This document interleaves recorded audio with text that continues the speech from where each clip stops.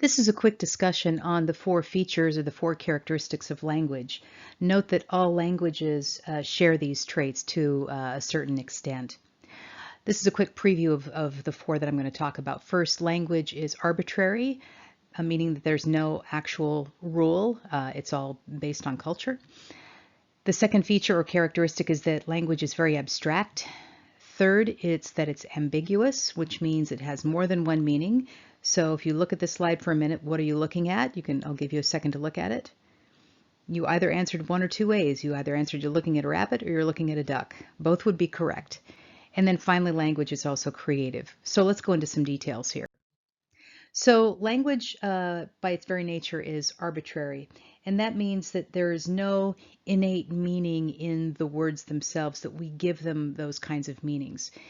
So if I were to ask you in class, what is this? You'd probably answer a couple of different ways. Many of you would immediately say that's a hashtag. Some of you might say it's a pound sign. Some others will say it's a tic-tac-toe. And maybe some others will say it's a number sign. So language, like symbols, change over time, and what they meant earlier is not what they mean now. So perhaps instead of when you're on the phone and they say, please press the pound sign, they should say, please press the hashtag sign would probably be more appropriate. If you look at the word sick, so the word sick in our culture means a certain thing. It also means something different than it did about 40 years ago. When people say something sick, you sort of have to know the people that you're talking to figure out exactly what's the nature of this word, because sick also means really super cool. But in 40 or 50 years, sick only meant that it was sick. The person was not feeling well. Another good example of arbitrary and how we don't have any specific rules is in texting. There is a distinction between a sentence that has, or a word that has a period after it and one that doesn't. So the difference between K with a period versus just K implies a whole bunch of different things to some people. Some people feel that period is very passive aggressive, when in actuality it's just good punctuation. If you look at, for example, also the way we use numbers. So we have numbers that go all the way to infinity, and we have labels for all of those numbers. Some other cultures only have really 4 numbers: 1, 2, 3, and many.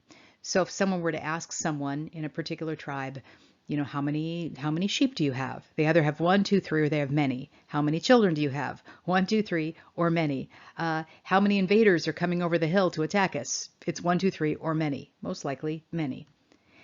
Let's look at this sentence for a minute. Again, we're looking at how there's no rule for letting you know what the meaning is. So I have this sentence here, and I'm calling it a sentence. The verbal Morgans murphed molently. Now, if I were to ask you what the object is, and I'm going to wait for a second, you know what the object is. What's the noun in this? It would be Morgans. What kind of Morgans are they? Well, they're verbal Morgans. That's the adjective. Okay, so we know the noun and what kind of noun it is. What do? They murph. And how do they do that? They do it molently. So we've just now identified both the verb and the adverb. So we know that this sentence is correct, but it doesn't give us any idea as to what a verbal Morgan is, what it does when it murphs, and what molently possibly means. This is a nonsense sentence that we know follows the rules of language, but we still don't know what this is actually about. And then finally, I'll talk about this in class. It's a TED Talk that I usually plug in right at this point in time.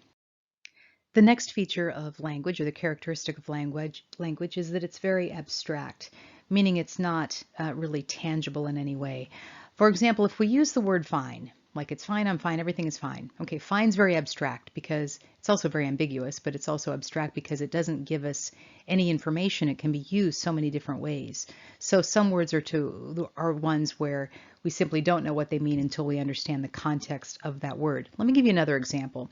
This kind of looks at the ladder of abstraction. So I can talk about the person that knows me best in the whole world. So the person that I've told like literally every secret to and every weird thought that I've had is this particular person. That would be the least abstract if I actually gave them a name. So if I just refer to that person as Janet, we're missing out a whole level of information here. And if I move up that ladder of abstraction, I can also refer to her as the woman over 60 or a woman over 60. There's many women over 60, but a woman over 60. Going a little bit further up, and you can see how it's almost like taking the camera and moving further and further back, that person becomes more abstract. I can also refer to her as a senior citizen. Again, moving higher up into the ladder of abstraction, I can also refer to seniors in a very abstract way by simply using a statistic. And then finally, if we go to the absurd here, instead of referring to her as, a person or a human being or a senior citizen or a woman, I can also call her a carbon-based life form, which would be the most abstract reference I could give to any human being. The third characteristic is ambiguous. And again, ambiguous means that it might have multiple meanings. So if we look at, for example, the word love, so we have a denotative, the denotative meaning of the word, which is you go to your dictionary and you look it up, and then you have the connotative word, which is the word that we use all the time. So let's say that we have a couple, and let's say that the girlfriend is unpacking for some odd reason, the backpack of her significant other, and she sees a note in there from another female, and it says love, and then her name. So she approaches her boyfriend and says, I notice that you have a letter here that says love. Do you still love this person? So then the boyfriend, being a good student, of course, will go to dictionary.com to look up the word love. And perhaps the word love means, a commitment for or a shared regard for this person, or a level of commitment over time. Okay, and so he thinks, well, yeah, she was a part of my life, she was important, so do I love her? Sure, I love her. The girlfriend, also being a good student, will go to dictionary.com or perhaps go to an actual dictionary, the one with pages in them, and finds the definition of love as a strong, intimate connection. Okay. So she comes back and he says, yes, I still love her. And she then goes ballistic because that's what she's meaning. So the word love is a really good example of how you can have a certain amount of ambiguity. The word commitment and relationship also are words that can be very ambiguous.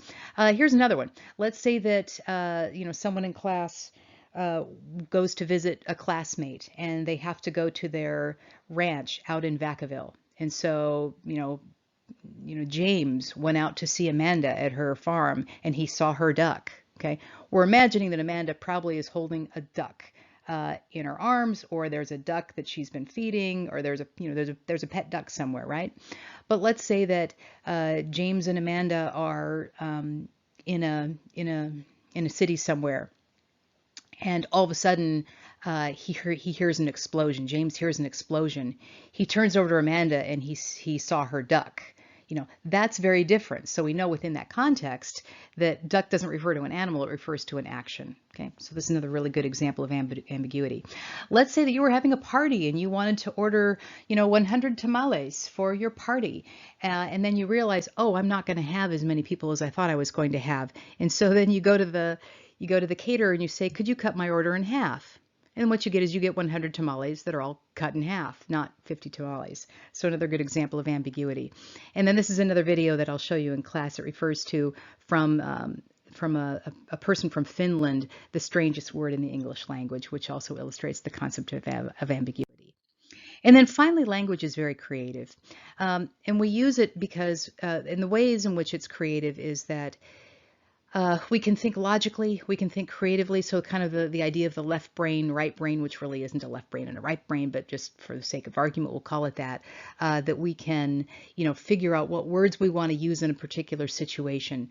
That's very creative. And we can also decide to be very logical about something. We can also decide to be very emotional about something. That's also a choice. And the language that we use illustrates the choices that we're making.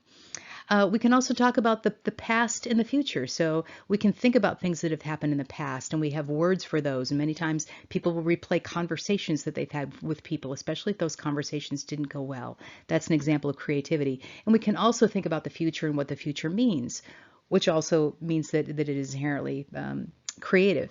And finally, words can be used for good or for evil. So classic Star Wars moment here of, it's either for the dark side or for the light side.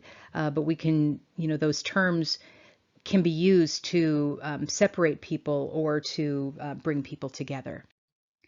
So what comes up after this? Well, from here we're going to talk a little bit about how we can use language to be both clear and also perhaps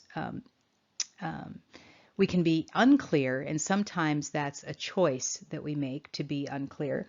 And we're also going to look at how the language that we use will help a person feel like they're valued, and how we can use language that will make that person feel like they don't have any value.